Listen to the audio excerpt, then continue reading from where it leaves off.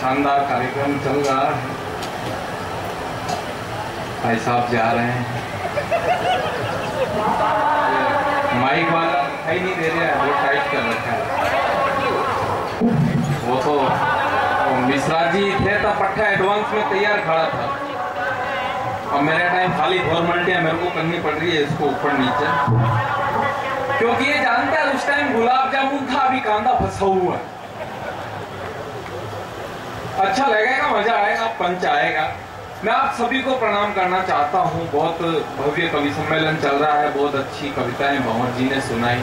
भंवर जी गा रहे थे, बहुत अच्छे उनके कंठ है। मैं गाने की बिल्कुल कोशिश नहीं करूंगा, क्योंकि भंवर जी गा रहे थे तो आप लोगों को ऐसा लग रहा था जैसे बांसुरी बज रही हो, और मैं गाऊंगा तो ऐसा लगेगा जैसे बांसुरा बज रहा हो, इसलिए मैं बिल्कुल कोशिश नहीं करूंगा। उनके कंठ में शारदे माता बैठी हुई है, और अपने कंठ में बैठे हुए भैरू जी महाराज।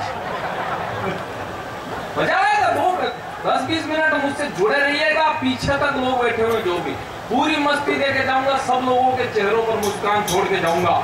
एक वक्तांश याद आता है, उस तरह की समर्पण की भावना जीना। आपकी तालियां कम आ रही है, इन कवियों का कॉन्फिडेंस कम हो रहा है। कॉन्फिडेंस अलग टाइप की चीज है, जैसा हरीश जी ने बताया, वो मुर्गा अंडा दे देता है। हरीश जी मुर्गा तो क्या आदमी दबा तक अंडे देता है, कॉन्फिडेंस ढंग का होना चाहिए। तालियां बज गई, पीछे के लोग, इंटेलिजेंट लोग तो पीछे बैठे हुए हैं। पुष्कर का बहुत अलग टाइप का कवि सम्मेलन, विश्वविख्यात धरा है पुष्कर, अपने आप में ऐसी धरा है। हम लोग आ रहे थे अभी आपके इधर में, एसडीएम साहब बहुत अच्छे मित्र है मेरे, उन्होंने गाड़ी लेने के लिए भेजी। हम लोग अजमेर से आ रहे गाड़ी में, गाड़ी सड़क पे चल रही, हालांकि गाड़ी सड़क पे ही चलती है, घर में नहीं चलती है। गाड़ी सड़क पे चल रही, इतने में क्या हुआ, आपके हाईवे पे एक मुर्गी आगे आगे पीछे मुर्गा, पुष्कर में घुसते ही मुर्गी आगे आगे पीछे मुर्गा। तो 5-7 मिनट बाद क्या हुआ, मुर्गी ट्रक के नीचे आ गई। तो मैंने ये हरीश जी बोले जानी भाई मुर्गी मर गई। तो मैंने कहा हरीश बाबू इनकी बात करो, ये पुष्कर है, यहाँ कोई मरता नहीं शहीद होता है। इस मुर्गी को देख लो, पट्टी जान पे फेंक दी, इज्जत में आंच नहीं आने दी। पुष्कर का आदमी इतना इंटेलिजेंट, कुछ भी कर सकता है, तो इतनी देर से समझ में आ रही है। पुष्कर का आदमी इतना इंटेलिजेंट है कि नहाएगा शैम्पू से और आएगा टेम्पू से। ये स्थितियां बहुत अच्छा लगेगा। मैं शुरुआत में शुरू हो रहा हूँ, मैं वो दृष्टांत एक वक्तांश से बात शुरू करना चाहता हूँ, और मैं ये चाहता हूँ कि तमाम लोग एक बार ताली वाली हालांकि बजेगी। बहुत अच्छा कवि सम्मेलन आप लोग सुन रहे हैं, और पुष्कर में कविता को, कवियों को और हास्य को, लाफ्टर को सुना जाता है। कल राजू भाई का बहुत बड़ा शो था, मैं उसमें आने वाला था, मगर किसी कारणवश नहीं आ सका, और आज मैं आप लोगों के बीच हूँ। मुझे एक वक्तांश याद आता है, पीछे तक सुनिएगा, इस कवि सम्मेलन को कवि सम्मेलन बनाइएगा, तब एक वक्तांश आप लोगों के बीच रखता हूँ। जंगल में आग लगी हुई थी, सारे चंदन के पेड़ उस आग में जल रहे थे। उन चंदन के पेड़ों पर एक हंस का जोड़ा भी उस आग में साथ साथ जल रहा था। तो चंदन के पेड़ ने उस हंस के जोड़े से कहा कि आग लगी वनखंड में, जल रहे चंदन वंश, हम तो जल रहे बिना पंख, पर तुम क्यों जल रहे हंस। चंदन के पेड़ ने हंस के जोड़े से कहा कि जंगल में आग लगी हुई है, हम तो इसलिए जल रहे हैं क्योंकि हम उड़ नहीं सकते, पर तुम व्यर्थ ही हमारे साथ क्यों जल रहे हो। तो उस हंस के जोड़े ने जो उत्तर दिया, अगर अंतर्मन तक पहुंचे तो कॉन्फिडेंस दीजिएगा, ताली बजा के समर्थन दीजिएगा, इस कवि सम्मेलन को दिल से सुनिएगा। तब उस हंस के जोड़े ने कहा कि पान मरोड़े रस पिया बैठे तेरी डाल, पान मरोड़े रस पिया बैठे तेरी डाल, पान मरोड़े रस पिया बैठे तेरी डाल, तुम जल जाओ हम उड़े जीवन किथे के काल, तुम जल जाओ हम उड़े जीवन किथे के काल। इस तरह की समर्पण की भावना होती है, गेम चल जाएगा। मैं तो कॉन्फिडेंस का खिलाड़ी हूँ टोटली, हालांकि ये कविता का खेल नहीं इसलिए कर रहा हूँ ताकि आप लोगों को ऐसा लगे कि कविता भी जानता है, क्योंकि मैं तो ब्राह्मण आदमी हूँ। मैं मरे करे के शादी ब्याह के सारे मंत्र जानता हूँ। मेरे को तो खाली ये संपट नहीं पड़ता विधायक जी की कौन सा मंत्र कहाँ पढ़ना है। स्थिति ऐसी हो जाएगी। पिछले दिनों की बात में, ये भाई साहब अशोक जी मेरे साथ में बॉम्बे में प्रोग्राम करने के लिए गए। इन्होंने कहा चलना, मैंने कहा चलो कोई दिक्कत नहीं है। बॉम्बे में प्रोग्राम करने के लिए गए तो इन्होंने मेरे को कहा भूख लगी है। तो मैंने कहा अशोक जी वो देखो सामने लिखा हुआ भले पधारो। तो इन्होंने कहा बिल्कुल पधारो। अंदर घुसे, 2 दरवाजे, एक पे लिखा था शाकाहारी, दूसरे पे मांसाहारी। मैंने पूछा कौन सा खाओगे अशोक जी, बोले ब्राह्मण का बच्चा शुद्ध शाकाहारी। अंदर घुसे, 2 दरवाजे, एक पे लिखा था डालडा घी, दूसरे पे देसी घी। मैंने पूछा कौन सा खाओगे अशोक जी? बोले ब्राह्मण का बच्चा शुद्ध देसी घी। अंदर घुसे, 2 दरवाजे, एक पे लिखा था नगद, दूसरे पे उधार।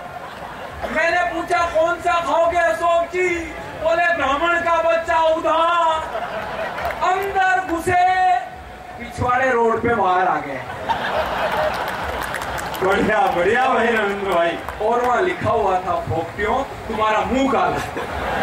ये स्थितियां हो जाती है कई बार, कवियों के साथ ये विडंबना रहती है। अपने आप में अजमेर पुष्कर की तरह ऐसी यहाँ पर खड़ा होकर कौन क्या हास्य सुनाएगा, लाफ्टर सुनाएगा। इतने इंटेलिजेंट लोग बैठे हुए यहाँ पर, और इस टाइप का माहौल है यहाँ पर। अभी अजमेर के रेलवे स्टेशन से बाहर निकला, एक लड़की जा रही जींस की टाइट पैंट पहनकर, तो पीछे से किसी मनचले छोरे ने कंकर फेंक दिया, खुद गायब हो गया। लड़की ने पीछे मुड़ के देखा, कोई दिखाई नहीं दिया। एक 60 साल के बाबा जी लठ लेके चल रहे। तो लड़की ने स्टाइल मारते हुए कहा, बोले बाबा जी मिस कॉल आपने किया था, अजमेर का ढोकरा था। वो उसी मस्ती में बोला, बोले बेटी मैं कैसा कहता, मेरी तो वैलिडिटी खत्म हो गई। अभी वाली मतलब देखो, एक बार तमाम लोग ताली बजा के बताओ, पीछे लोग मजा नहीं करते।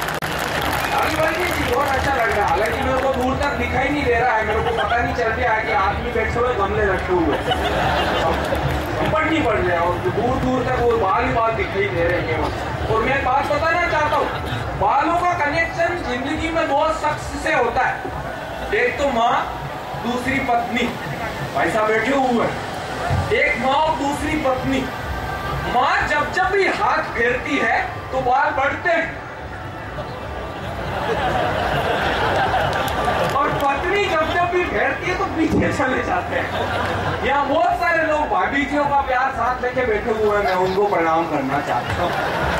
ये उसका कॉन्फिडेंस रंगा होना चाहिए। वो फांसी की सजा सुनाने से पहले जज ने अपराधी से कहा तुम्हारी अंतिम इच्छा बताओ, तो उस अपराधी ने कहा सर इच्छा विच्छा और कुछ नहीं है, बस मेरी जगह आप लटक जाओ। बोले कोई दूसरी हो तो बताओ, तो बोले दूसरी इच्छा यह है मैं टांग उल्टे करके लटकाऊं। अब कॉन्फिडेंस ढंग का होना चाहिए, आप भी कुछ भी कर सकता है। मेरे को एक बात याद आ रही, वो 3 जनों को फांसी की सजा सुनाई थी हरीश जी। एक हिंदू था, एक अपना मुसलमान भाई था और एक सरदार जी थे।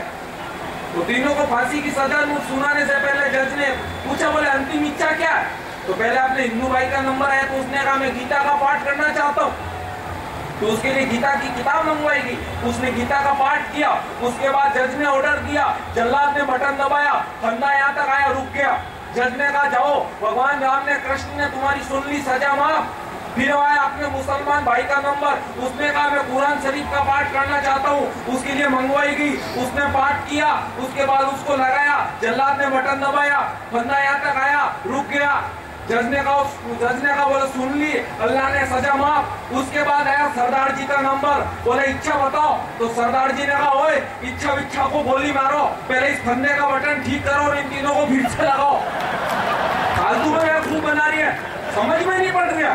विधायिका जी बैठी हुई है, आपने मैं बात बताना चाहता हूँ, विधायिका जी बैठी हुई है, मैं ये बात बताना चाहता हूँ कि अपना हिंदुस्तान बहुत विचित्र देश है, यहाँ कुछ भी हो सकता है। यहाँ कान में से करंट पैदा हो गया, आज दिन तक किसी को पता नहीं चला। खंबे में से नरसिंह भगवान ने अवतार ले लिया, कुछ भी हो सकता है। त्योहार आप लोगों ने देखे होंगे, अलग अलग त्योहार आते हैं, हम लोग ये मना रहे हैं, अलग अलग त्योहार हर साल, हर अलग अलग कितने त्योहार आते हैं अपने को पता नहीं चलता। मेरे को एक बात याद आ रही है, एक बात कहना चाहता हूँ कि जापान का नाम आप लोगों ने सुना होगा। जापान एक ऐसा देश है जिसने शुरू से ही प्रकृति को टक्कर दी। हालांकि ये बात अलग है कि पिछले दिनों खुद निपट गया, ऐसे आविष्कार किए जापान ने। पिछले दिनों एक मशीन का आविष्कार किया, चोर पकड़ने वाली मशीन। उस मशीन ने मात्र 2 घंटे में जापान में 300 चोरों को पकड़ा। उसके बाद वो मशीन अमेरिका गई, अमेरिका में उस मशीन ने 6 घंटे में 700 चोरों को पकड़ा। उसके बाद वो मशीन चाइना गई, चाइना में उस मशीन ने 9 घंटे में 2000 चोरों को पकड़ा। उसके बाद वो मशीन इंडिया आई, 2 घंटे में मशीन चोरी हो गई। ये अपना हिंदुस्तान है। उसके बाद में मनमोहन जी ने ऑर्डर किया, बोले चोर को पकड़ो। तो अपने राजस्थान की पुलिस भी खड़ी है, प्रणाम करना चाहता हूँ, और हंस रहे हैं। और इससे एक बात सिद्ध हो रही है कि ढंग से करे तो गेंडे को भी गुदगुदी होती है।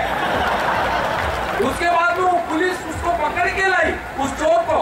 तो उसके पास में वो ओरिजिनल बिल बरामद हो गया। बोले यार ओरिजिनल बिल मैंने खरीदा है।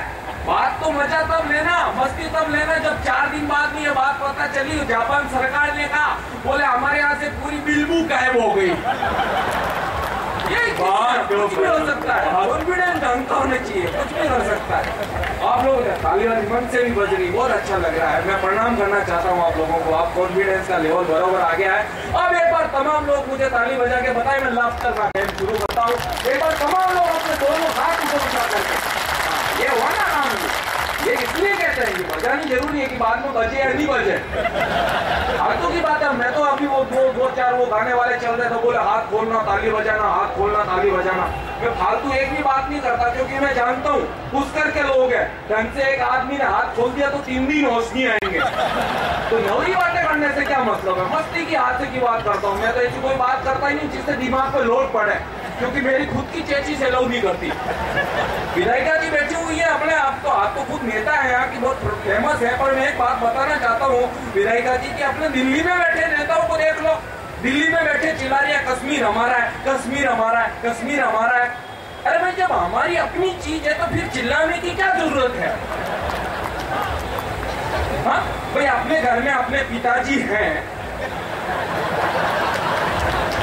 तो क्या अपन जाके मोहल्ले में कहते हैं क्या ये मेरे पिताजी, ये मेरे पिताजी, ये मेरे पिताजी? ज्यादा कहो तो लोग शक भी करने लगते हैं, है भी है कि नहीं है? ये कॉन्फिडेंस का काम है, ये कुछ भी हो सकता है। ये पता नहीं चल रहा कौन कहाँ डाल दिया, किसी को संकट नहीं पड़ रहा है। वो एक मूर्तिकार उसने एक मूर्ति बनाई चूहे की मूर्ति बना के उसने किसी को बेच दी। तो वो आदमी हरीश जी थे, हरीश जी वो चूहे की मूर्ति लेकर झुंझुनू में गए। सारे चूहे इनके पीछे, सारे चूहे लाइन बना के इनके पीछे, ये घर में गए, वहां पे आके सारे चूहे। इसके बाद ये सड़क पर गए, सारे के सारे चूहे इनके पीछे सड़क पे चल रहे। इन्होंने कहा ये क्या मामला हो गया? इसके बाद इनका माइंड डिस्टर्ब हो गया। इन्होंने कहा कुछ करना जरूरी है। इसके बाद ये दूर रेगिस्तान में उधर चले गए और जाके उस मूर्ति को किसी कुएं में टिका दिया। सारे के सारे चूहे उस मूर्ति के पीछे पीछे कुएं में टिपट गए। तो ये वापिस आए उस मूर्तिकार के पास में, बात का मजा लेना। इन्होंने उसी अंदाज में उससे कहा, बोले भैया आपके पास किसी नेता की मूर्ति है? अरे बहुत ये मीडिया का टाइम चल रहा। मीडिया ने इस देश को इतनी तरक्की दी है कि कुछ पता नहीं चल रहा कहाँ से क्या बताया जा रहा है। 100 से ज्यादा टीवी चैनल चल रहे हैं। पिछले दिन आप लोगों ने देखा होगा बॉम्बे में बम धमाके हुए। सारे न्यूज चैनल वालों ने रात की 10 बजे तक 20 बम धमाके बताए, जबकि 4 ही हुए थे। उसके बाद सबने माफी मांगी। एनडीटीवी इंडिया, स्टार न्यूज, आज तक, जी न्यूज, सबने मांगी। दूरदर्शन वालों ने मांगी नहीं, बोले रेंदो कौन देख रहा है। आम आदमी की स्थिति दूरदर्शन जैसी हो रही है, संकट नहीं पड़ रहा है। बच्चे भी बैठे हुए प्रणाम करना चाहता हूँ। बच्चों का खेत बहुत अलग टाइप का है। बच्चे इतने एडवांस हो गए हैं कि जब उनसे किसी प्रश्न का जवाब मांगे तो वो सामने 4% कर देते हैं। हरीश जी भाई साहब, इनका छोटा बच्चा बहुत इंटेलिजेंट है। पिछले दिनों इन्होंने मुझे झुंझुनू के कार्यक्रम में बुलाया। मैं इनके घर पे गया तो उस टाइम इनके छोटे बच्चे ने कहा, बोले पापा मेरे को साइकिल चाहिए। तो हरीश जी ने उसको ज्ञान दिया, बोले बेटे साइकिल का क्या करेगा? बोले साइकिल चाहिए, स्कूल जाने में दिक्कत होती है। तो इन्होंने कहा साइकिल का क्या करेगा पागल? जब लाल बहादुर शास्त्री तेरी उम्र में थे तो नदी तैर करके पार करके स्कूल पढ़ने के लिए जाते थे, तू ऐसे ही साइकिल की जिद कर रहा है। तो बच्चे ने उसी टाइम बोल दिया, बोले पापा ज्यादा ज्ञान मत दो, आपकी उम्र में भगत सिंह फांसी पे लटक गए थे, आप यहाँ क्या कर रहे हो? मैं तो खुद क्या कि हॉस्टल में काम करता हूँ, वो बच्चों की हॉस्टल है, आप लोग जानते हो। मैं उसमें वो काम करता हूँ तो वो क्या होता है कि वो खाने पीने का एडजस्ट मेरे को ही करना पड़ता है। हाँ? मैं क्या करता हूँ कि वो अलग अलग सब्जी बनवा लेता हूँ। तो पिछले दिनों चेकिंग आ गई, तो उन्होंने कहा बोले यार तुम बच्चों के स्वास्थ्य का ध्यान नहीं रखते, तुमको ढंग से काम करना चाहिए। मैंने कहा जरूर करूंगा, इस बार कोई गलती नहीं होगी। एग्जामिनर को मैंने बोल दिया। उसके बाद से हरीश जी मैं क्या करता हूँ कि मैं हर बच्चे को वो अपना जो इंचार्ज है उसको 50 रुपए दे देता हूँ, जाके सब्जी ले आ। वैसा वो कभी आलू ले आता है, कभी वो गोभी ले आता है, अलग अलग सब्जी लेके आता है। पिछले दिनों हरीश जी मेरे पास खुले नहीं थे, 500 का नोट दिया, पट्ठा मुर्गा लेके आ गए। ये बच्चे इतने एडवांस हो गए। अभी आ रहा था आपके पुष्कर में, वो इधर चौराहे पे एक बच्चा साइकिल लेके जा रहा, नीचे गिर पड़ा। जैसे ही मैं उसके पास गया, उसको छूने की कोशिश की तो बोला रेंदे ये अपने उतरने का स्टाइल है। ये बच्चे मिठाई की दुकान पर एक बच्चा खड़ा, कभी लड्डू को टच कर रहा, कभी जलेबी को टच कर रहा। तो 5 मिनट बाद उस दुकान वाले ने पूछ लिया, बोले इतनी देर से क्या देख रहा है, कुछ नहीं ले रहा है। तो उसने कहा कुछ नहीं, मौका देख रहा। ये बच्चे इतने इंटेलिजेंट हो गए। माताएं मैंने भी बैठी हुई है, इनको भी प्रणाम करना चाहता हूँ। इनको प्रणाम कर लेना इसलिए बढ़िया है क्योंकि आदमी की फाइल 2 मिनट में निपटा देती है। इसलिए मैं महिलाओं के ऊपर ज्यादा बात नहीं करता। हालांकि एक बात मेरे को इनकी समझ में नहीं आती, किसी से भी उम्र पूछ लेना, पट्टी कभी सही नहीं बताएगी। किसी से भी पूछ लेना। अभी मैं आ रहा बॉम्बे से, ऊपर की बर्थ पे लेटा हुआ, नीचे 3-4 महिलाएं बैठी बात कर रही। तो मैंने पूछ लिया, मैंने कहा पहली वाली ने दूसरी वाली से पूछ लिया, बोले तुम्हारी उम्र कितनी है? तो उसने बताया कुछ नहीं, अभी 25 साल की हूँ, जबकि 35 का आंकड़ा पार कर चुकी थी। दूसरी वाली ने बताया, बोले मैं तो 30 की हूँ, जबकि अर्धशतक खो चुकी थी। मेरे से रहा नहीं गया, मैं तो राम से नीचे गिर पड़ा। बोली क्या कर रहे हो? मैंने कहा मैं जन्म ले रहा हूँ। ये स्थिति है।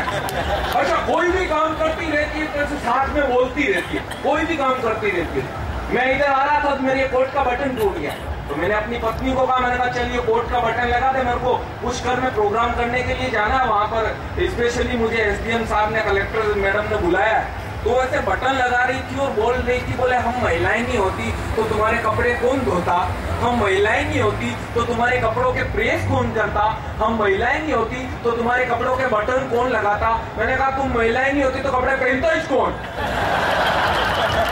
ये टेंशन है, ये स्थितियां कई बार ताली हो जाओ, कॉन्फिडेंस लूज हो रहा है, लगता होता अपने आप निकल जाता है। पब्लिसिटी की जरूरत नहीं पड़ती। आप लोग बहुत अच्छे से सुन रहे हैं, बहुत अच्छा लग रहा है। सच मैं एक बात और कहना चाहता हूँ कि आप जैसे श्रोता मैंने कश्मीर से लेकर कन्याकुमारी तक नहीं देखे। हालांकि सच बात तो ये है कि मैं इतना दूर दूर तक